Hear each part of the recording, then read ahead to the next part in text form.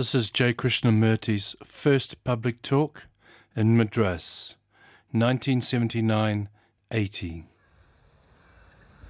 It's a large crowd, and I hope you'll understand what I'm talking about.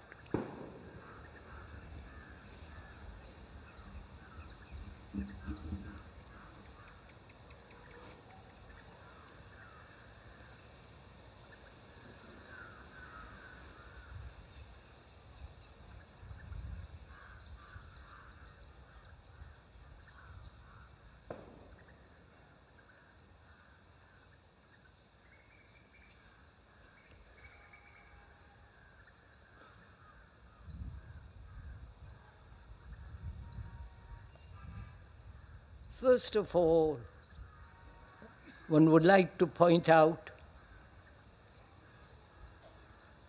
that we're not doing any kind of propaganda for any ideal, for any society, for any organization.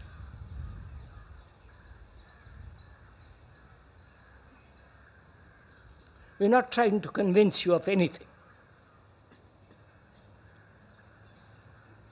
We're not trying to sell you something.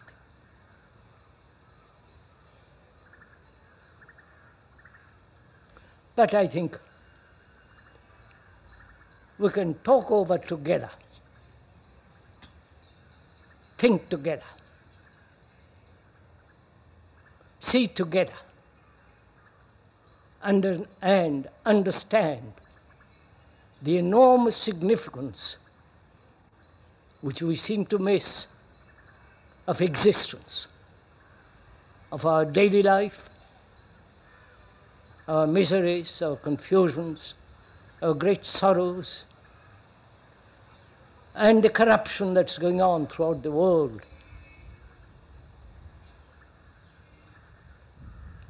And so please bear in mind, if one may point out again, that throughout these talks and discussions,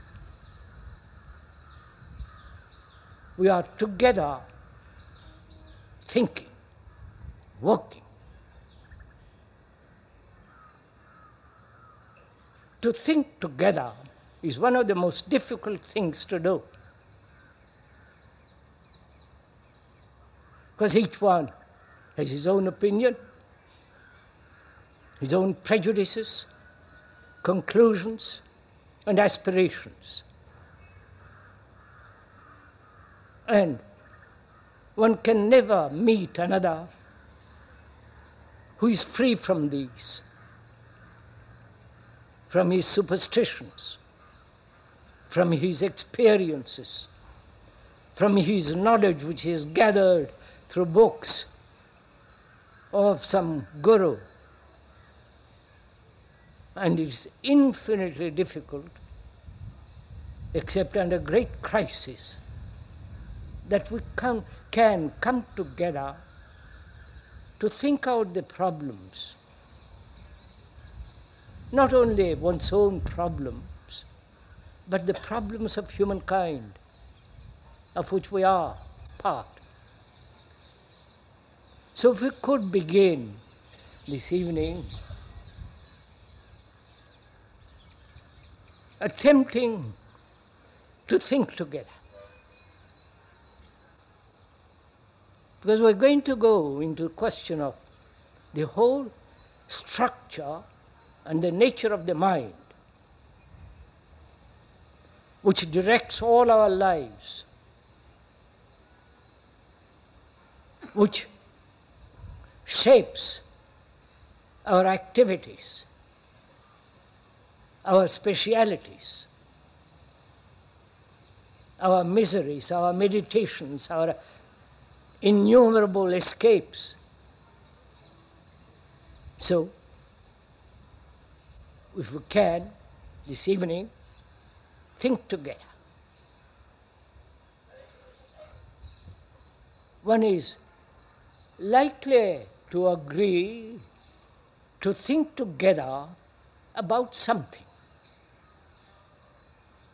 about the nation, about oneself, about what organization to belong, and so on. To think about something is fairly easy, because there's comparatively adjustable and easy. But to think together is quite different. I hope you see the point. That is, to think about something and to think together, not about something.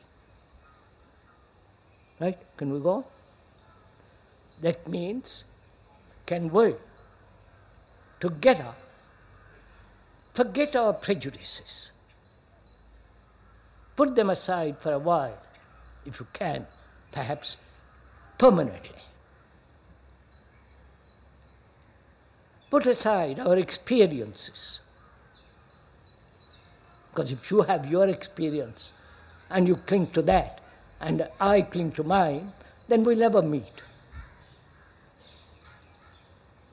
If we have your conclusions and another has his, it's impossible to think together. So one has to put aside not only one's experiences, one's knowledge, one's prejudice, one's ideals and superstitions, if you can, then we can talk together. Then we can think together. Because our minds then, our brains, are meeting. But if we, or each one of us, holds to his point of view, because he has read so much, or he is ignorant of books,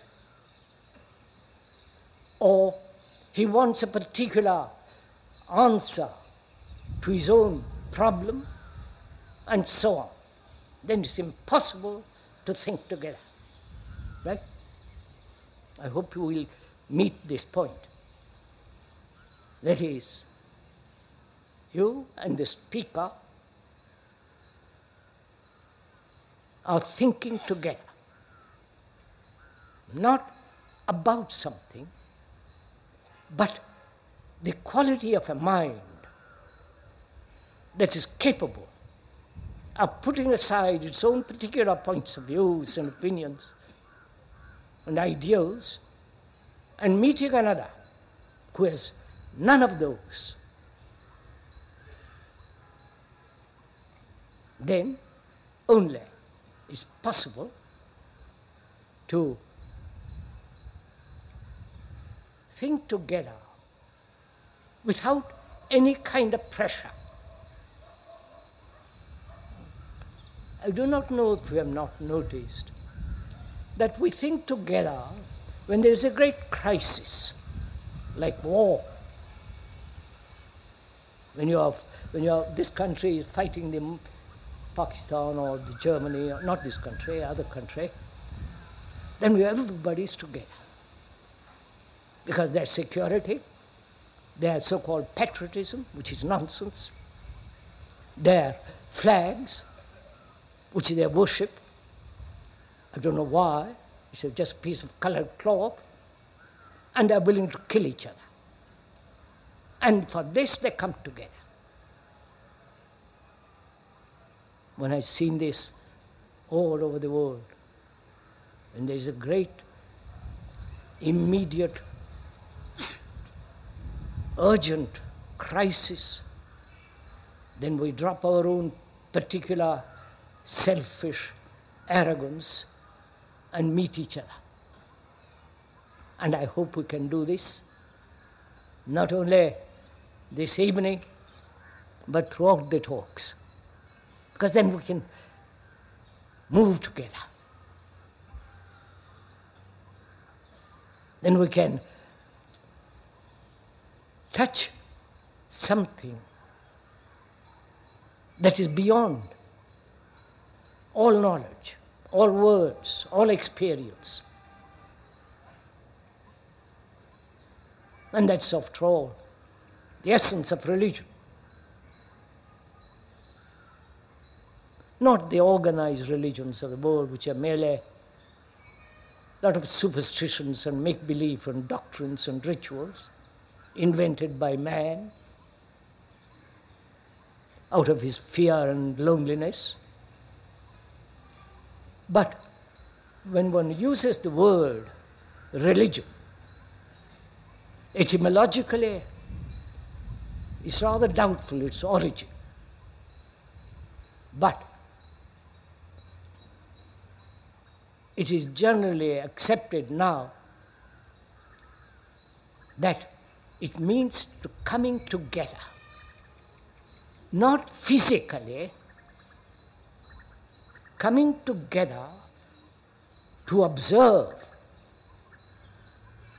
to collect one's energy completely to see, to perceive.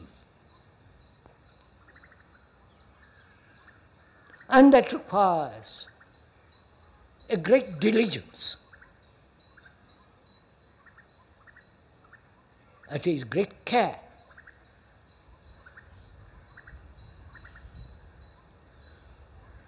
Not a mind that's negligent. That is, a mind that's capable of investigating, looking, observing its own structure, its own nature, both the conscious as well as the unconscious, deeper layers of one's mind. And in this gathering of this total energy is the beginning of a religious life which demands diligence, not superstition, not all the images that man has created, the temples, the mosques and the churches and the cathedrals. They're marvelous architecturally structure, but inside them there is nothing. So we are thinking together without resistance. You may be Hindus, Muslims, or Christians, or some sect, or belonging to some guru. I hope you don't.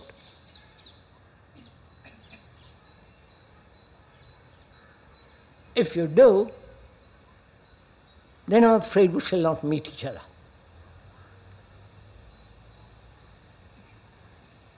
Because this is an inquiry into the very depths of the mind.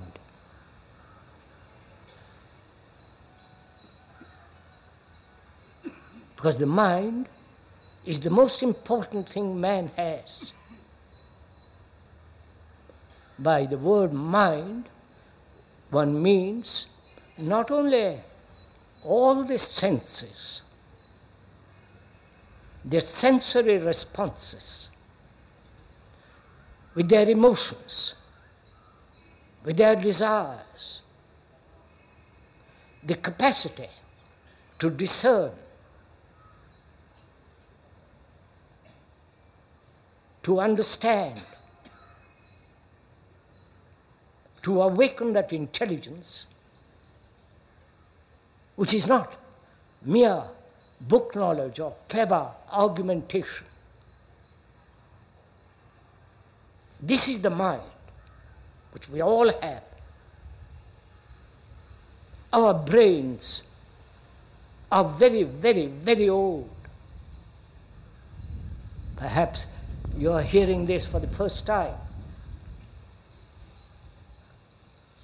So please, don't resist. Not that you must accept or reject.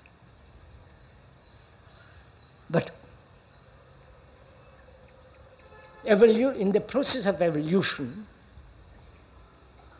from time immemorial, the brain has collected innumerable experiences,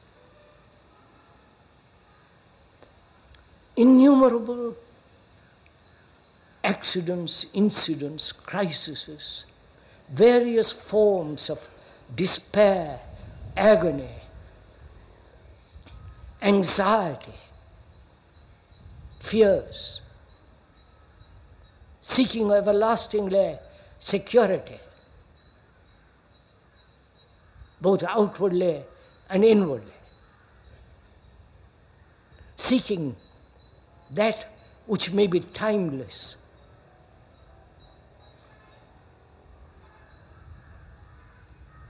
which may give a total comprehension of life. This is the result of million years, which is our brain, our minds. It's not your mind and my mind, but the mind. I hope you're all understanding all this. No? Please. You may not have thought about all this or inquired into this. Or if you are a neurologist or a brain specialist, not in the sense of surgery or pain, but a professor who investigates the brain of an animal, of some other thing, but never his own brain. I hope you are understanding all this. He's willing to examine the brains of others, of various accumulating many knowledge throughout the years, and may be a brain expert. But to understand one's own brain, one's own mind, is much more arduous, demanding infinite, scrupulous attention.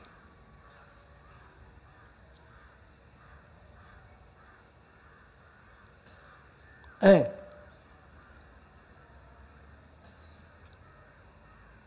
to go into this, to examine, to understand this nature of our minds,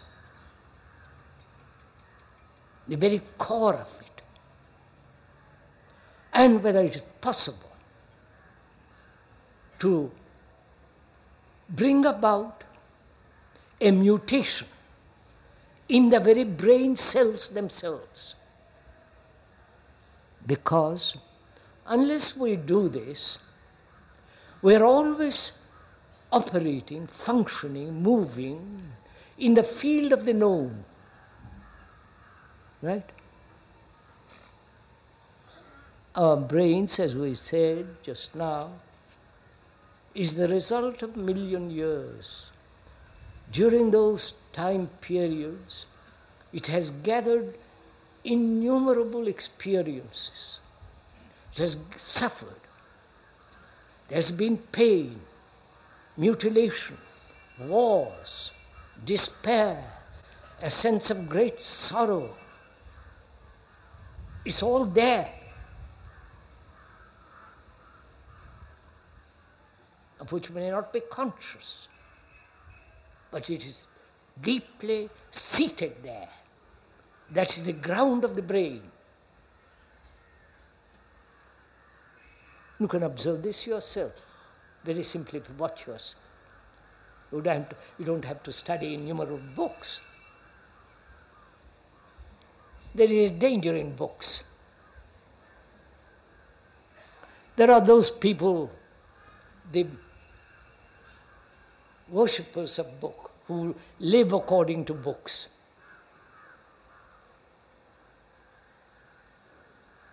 that is, live on other people's knowledge or experiences. And so they become second-hand people, as most people are.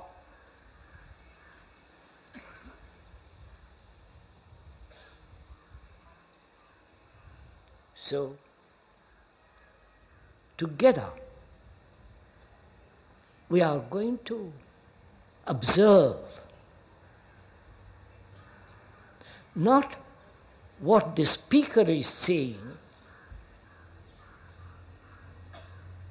but what is actually going on in our brains, in our minds.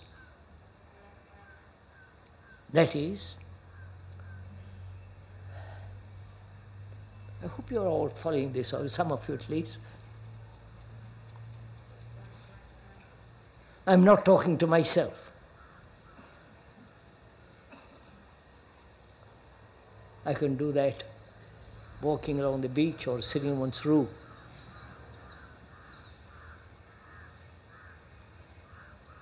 Have a dialogue with oneself, which is fun. But here, we are together.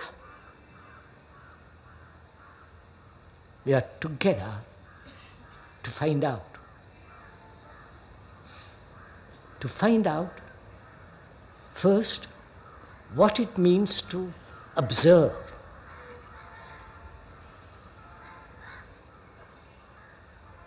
Not only visually, optically,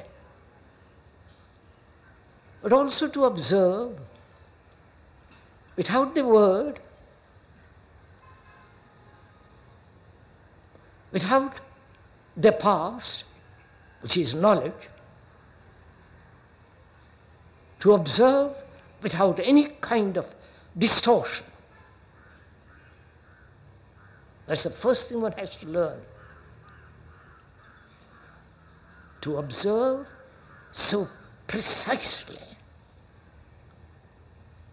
so accurately,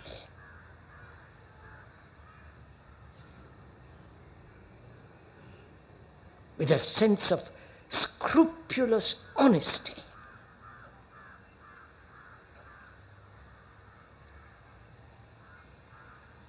And that is very difficult for some people.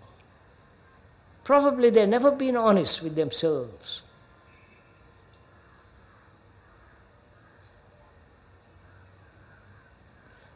Probably they've never looked at anything without the word, without the image, without the symbol, which is the memory.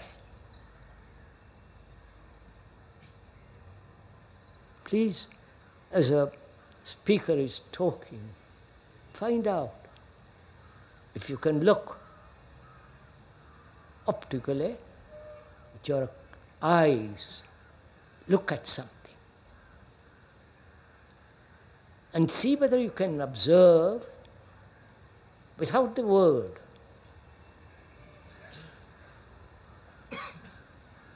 without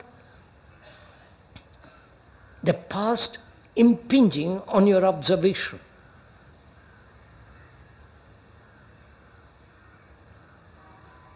Without the accumulated memories interfering. Can you look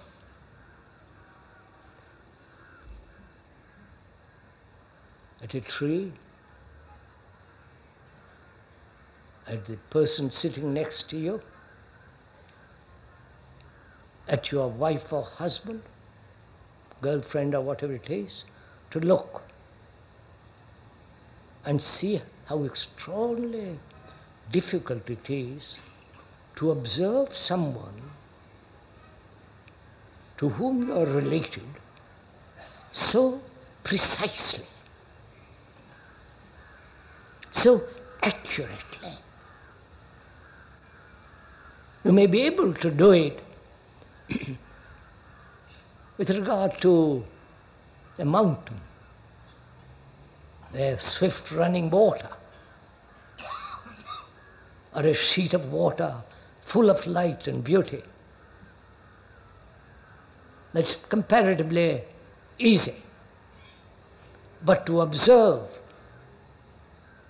the activities of one's own mind, the desires, the sensory responses, the tremendous sense of insecurity, to observe that without the word. You understand what I'm saying? I hope you're doing it.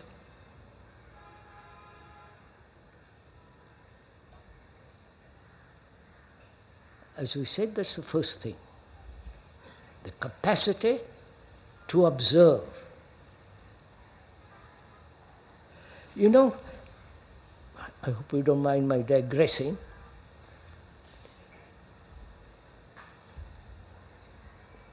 Our capacity is based on knowledge, on experience, on specializations. Your electronic expert and your capacity has come through great study, examinations, and all the rest of it. That capacity of specialization is very limited, right?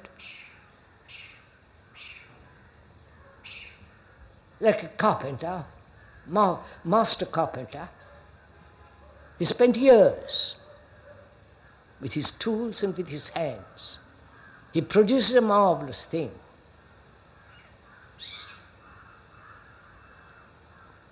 And his capacity is limited, naturally.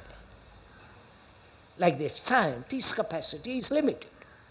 Like an engineer, his capacity is limited. Because always based on knowledge, experience, accumulation of information, and so on. Right? That's simple. There is a capacity which is not based on knowledge, which is not the result of experience of others as well as one's own, which we'll go into presently when we begin to understand the nature and the structure and the extraordinary complexity of the mind.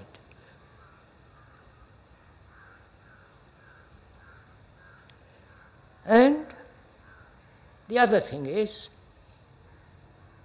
to listen.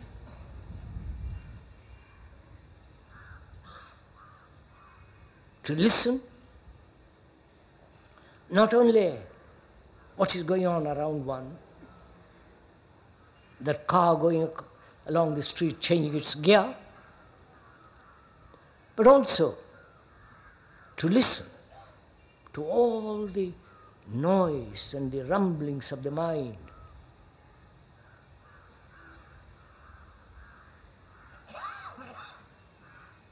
Not only listen to what is being said now, but also listen to your wife, to your children, to your neighbor, to the politician.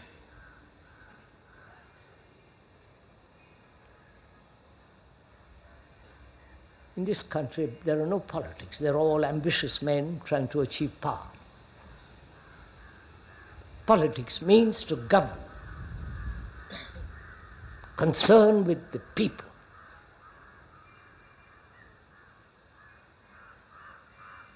With their food, clothes, shelter, and their happiness. But when politicians change from one party to the other overnight, without any scruples, without any statesmanship, then those people are unworthy of government. And to listen to them too. and to listen to your gurus, if you have one.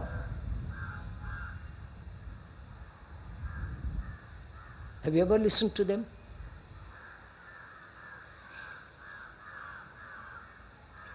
Have you ever listened to your professor, if you're a student? And if one may ask, are you listening now? Actually listening to that crow, to the words that's spoken,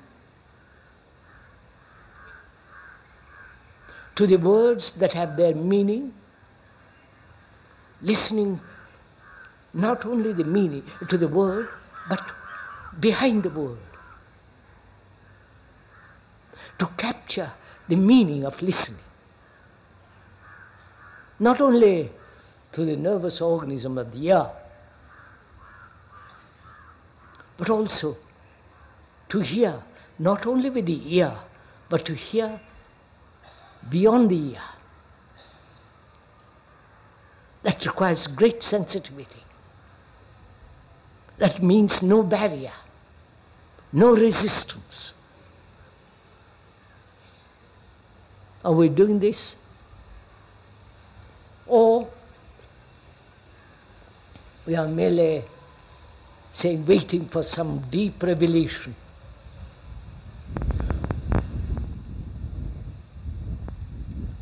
Because if we are not capable of listening,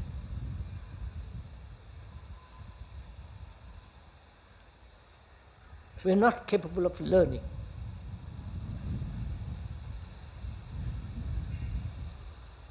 That is, not from the teacher, from the professor, from a book,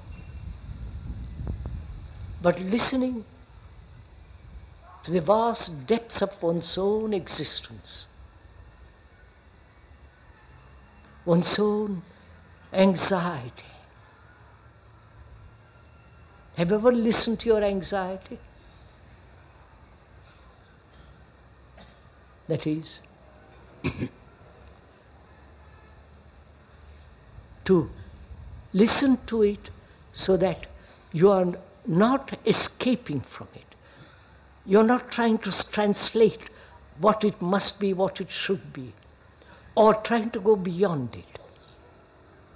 Just to listen to that feeling that comes about when one is anxious.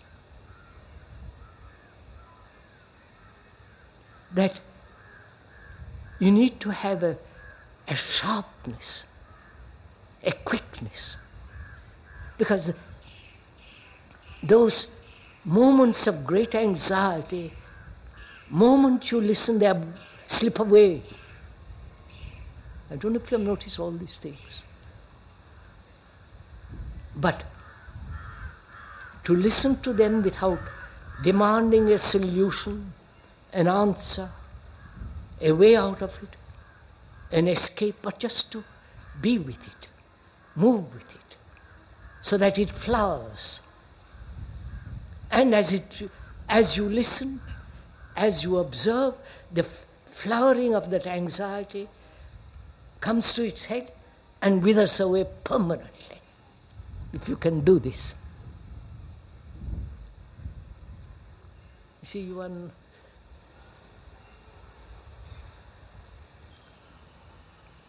and the other thing is to learn.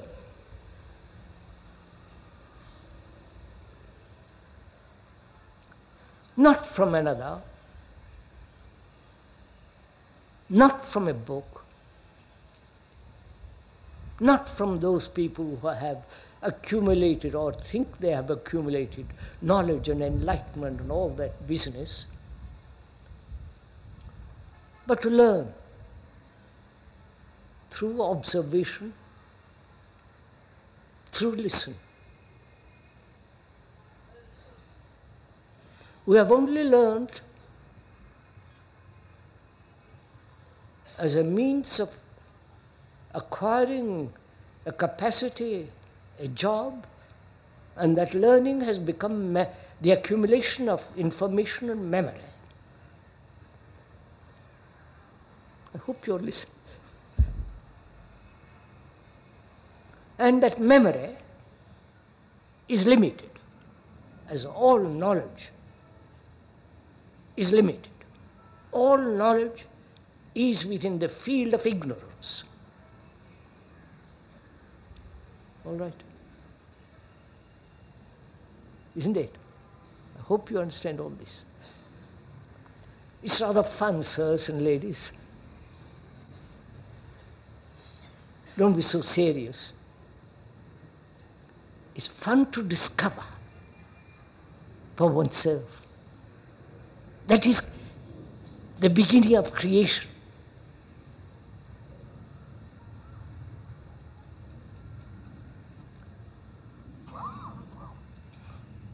You see,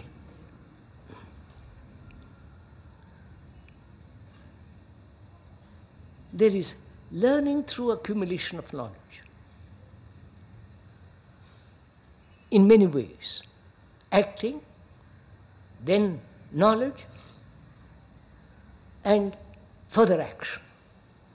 Accumulated knowledge, then act, but they're both the same. And therefore, all action which is based on knowledge must ever be limited. Right? And our brains, our minds are the result of million years of knowledge.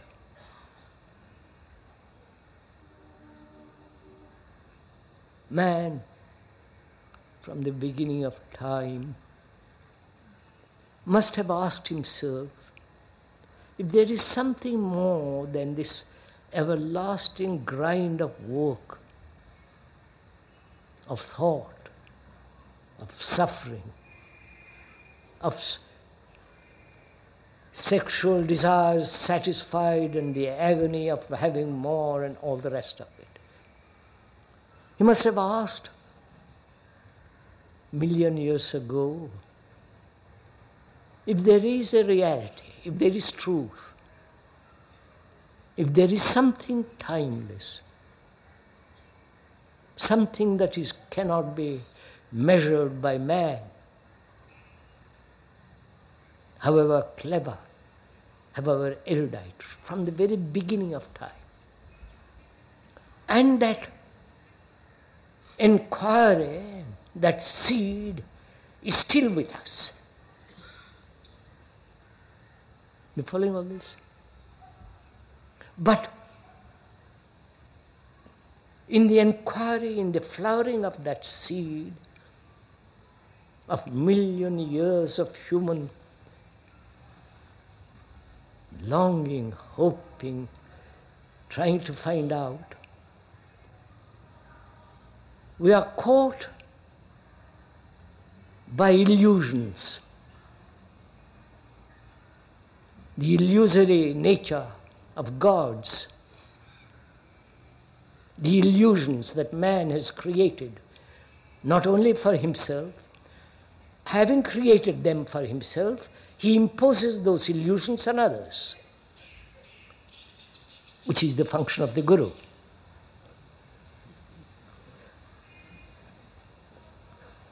So, that seed has never completely developed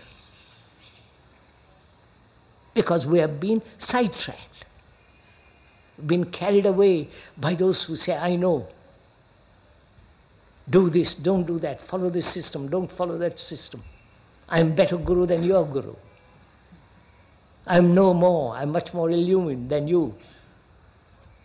So we've been sidetracked through centuries by the priests, by believers in books, by those who say, I know God, all that.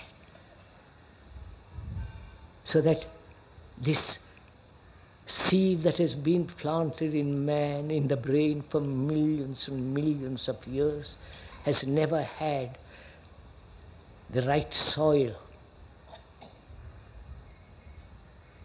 the right light, the right darkness. You follow? Nothing. So it is there still. I hope you are following all this. And during these talks, we are going to find out whether it is possible for that seed to grow and flower, multiply, and cover the earth.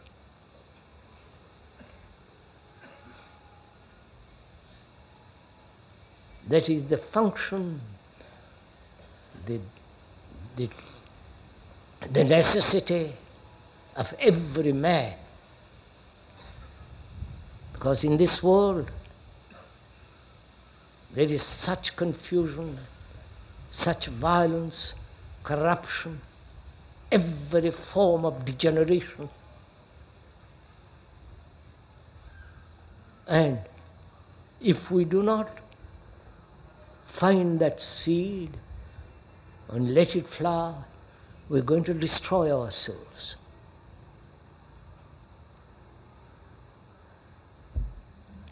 So,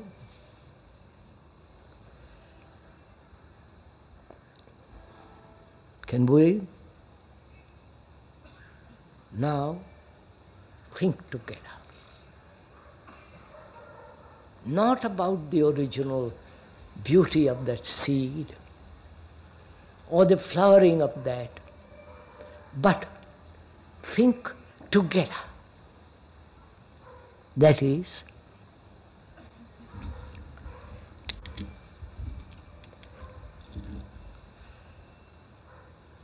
thinking is the capacity of the brain, the function of the brain, one of its major functions.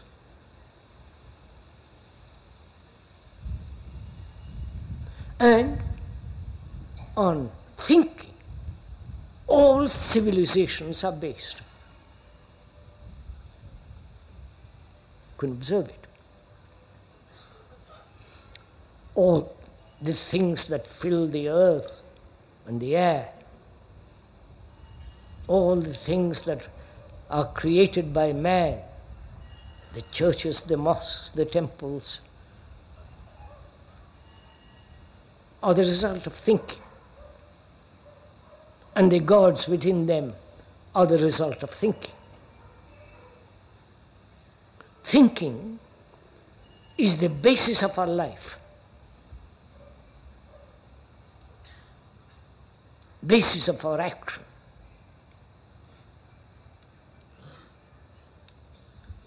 And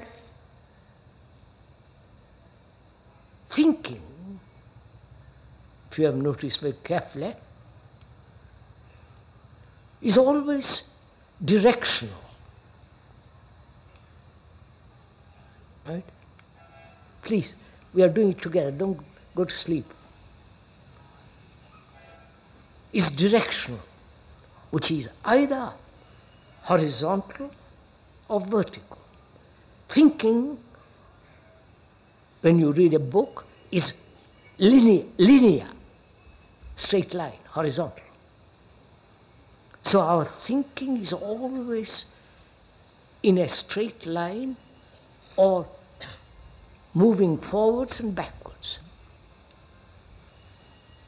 You must not see this, obvious. So thinking,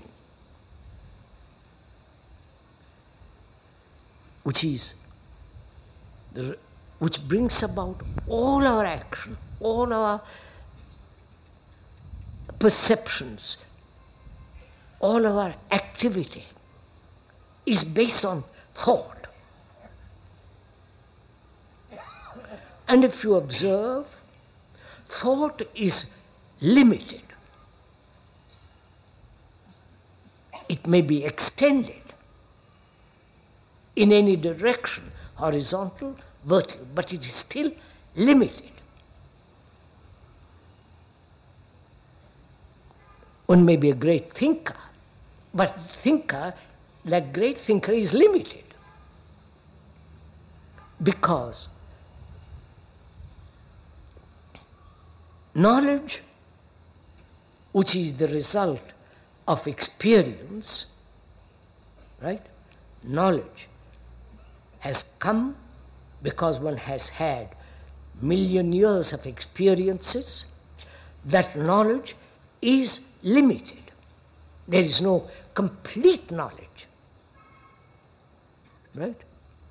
So, thought is the result of that knowledge and experience, which is the memory, and so thought is everlastingly limited, right?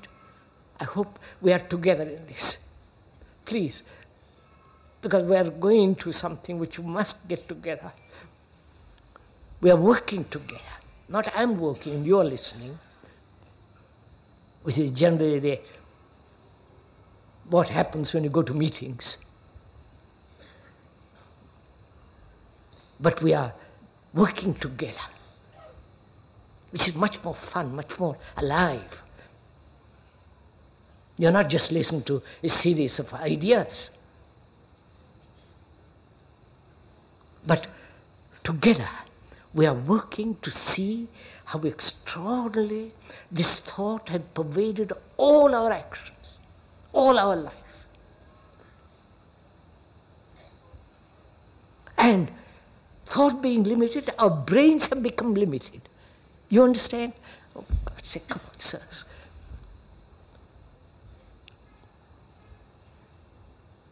And when specialization takes place, the brain becomes much smaller. Smaller in the sense, the other parts of the brain become rather dull. Have you ever talked to a specialist? Whether he's a doctor, a scientist, an engineer, or a first-class master carpenter, or even to your gurus, how it's all so small. They may talk about the universe. God is love and beauty is all this and, all that kind of stuff. But it's all the movement of thought. So, thinking is corrupting our lives. Right? Because everything is based on thinking. Your meditation is the result of thinking. Your religion is the result of thinking. The sects, the gurus, all this is this immense movement of thought.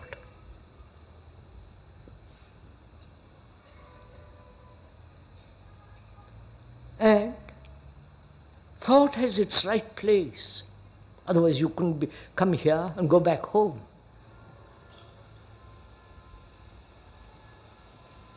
You can't go back on Monday morning to your work. So thought and knowledge are necessary to employ them skillfully.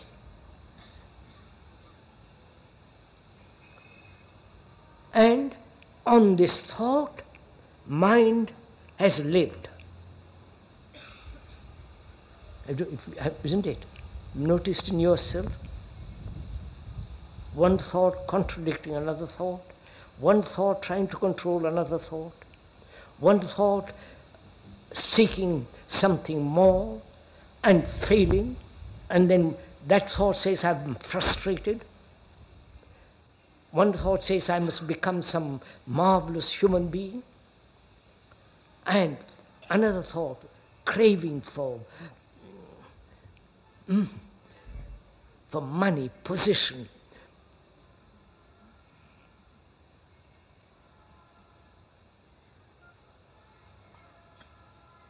So thought is always dividing itself.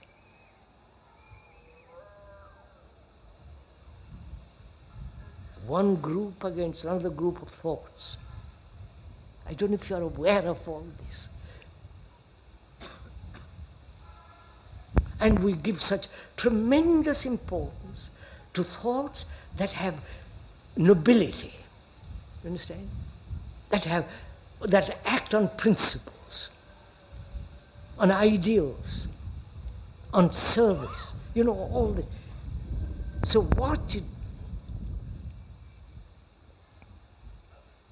So we are saying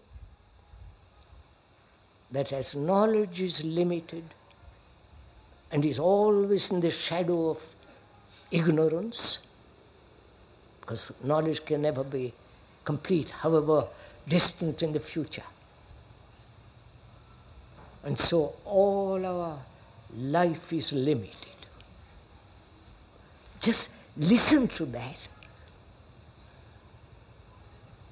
Listen to it, not resist it, not agree nor disagree, but just listen to that absolute fact.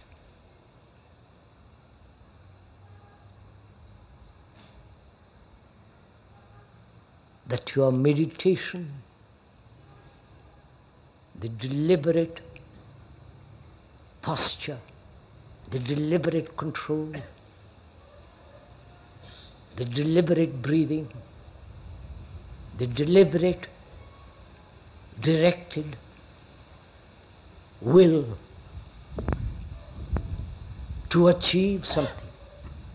That's the thought.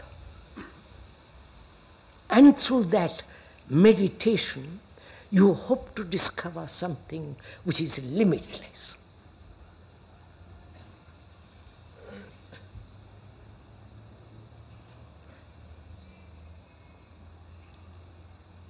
So, the mind, which is the senses, from the senses, emotions, from the senses, desire, from the senses to the accumulation of experiences, knowledge, memory, thought.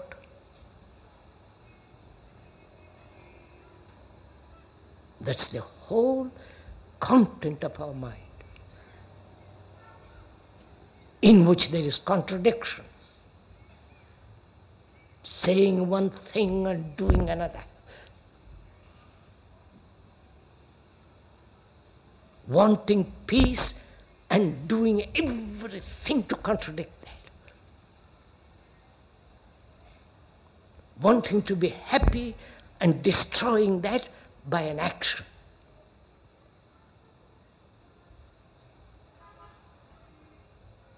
Every desire opposing another desire. Haven't you known all this? So the mind, please listen to me. The mind has become so confused, so torn apart.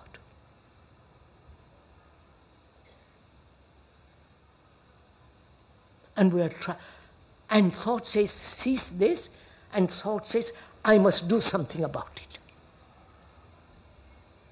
Which is to control it, to go and join a guru, to become a Catholic, Protestant, Hindu, whatever it is. You following all this? Which is, when you are doing this, the mind is becoming more and more confused, more and more uncertain, more and more destroying itself.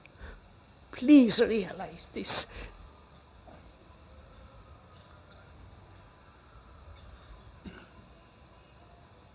And from that degenerating process comes violence.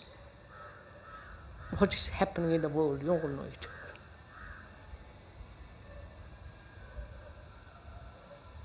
So can this course of the mind be totally altered? You understand the question? Now please just listen quietly. The mind which is the brain, the senses and all that, has been moving through time for millennia and getting more and more experience, more and more knowledge, and more the capacity to think, memory, and so on.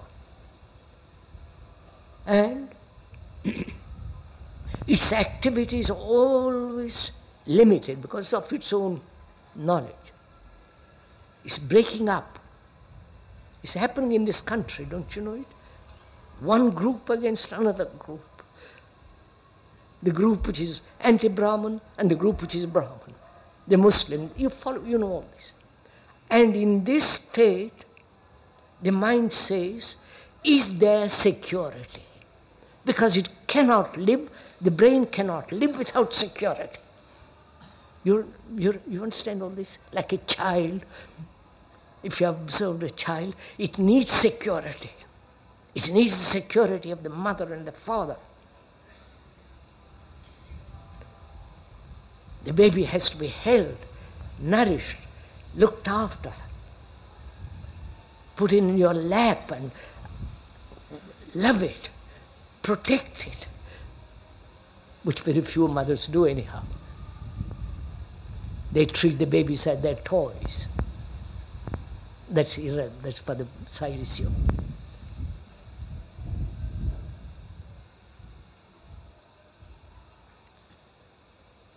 So, the mind, the brain, is now reached a point where it is completely confused. Aren't you all confused? If you're honest to yourself, not knowing what to do, what is the right action? Right action which would be right under all circumstances, not right action this moment and the right action, another action which is not right. An action which will be absolutely, accurately, under all circumstances, right. Right means precise, accurate, absolute. How can that right action come into being when the mind is so, you understand, sirs? So, we're saying, can there be, for the brain, not the security of knowledge, because in that knowledge there is no security. I don't know if you realize it, because it is in the field of ignorance. Therefore, that knowledge brings about contradiction. You're following all this? Am I struggling by myself, or are you joining me?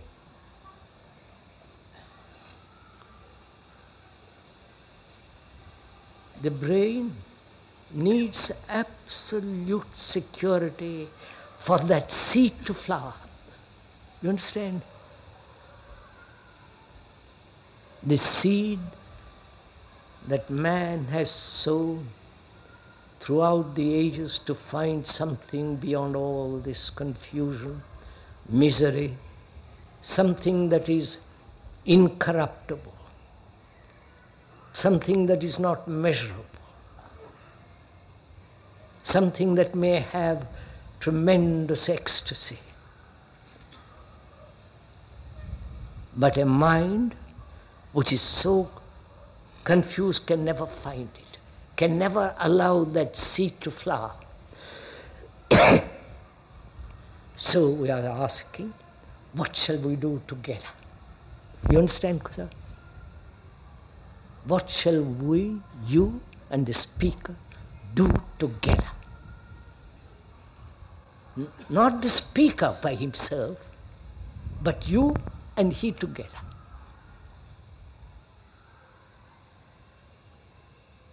That is, what is our relationship? Do you understand, sir?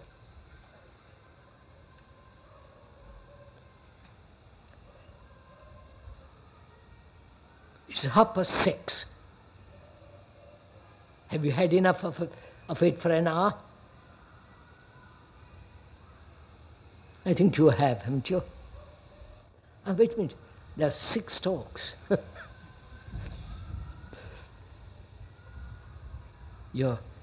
If you have been working together for this whole hour, giving your attention to listening, to seeing, to learning, you follow?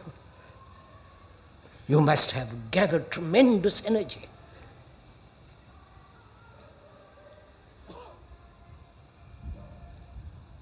And with that energy, we're going to inquire. Not stimulated by the speaker. Then it's like taking a drug. It'll be a verbal drug. But if we are moving together like a river, which has tremendous volume of water behind it, then we can move to bring about a mutation in the brain itself, which we shall go into as we go along. That's enough.